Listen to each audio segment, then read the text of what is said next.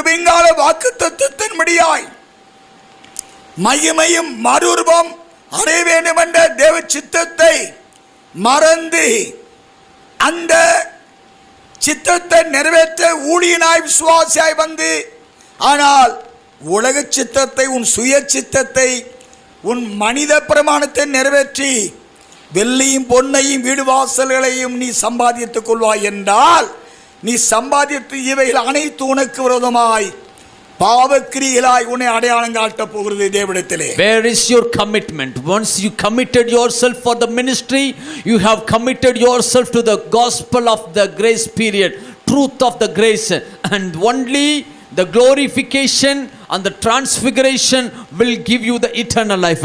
Now your commitment has been changed. Now you are looking after money and fame and name.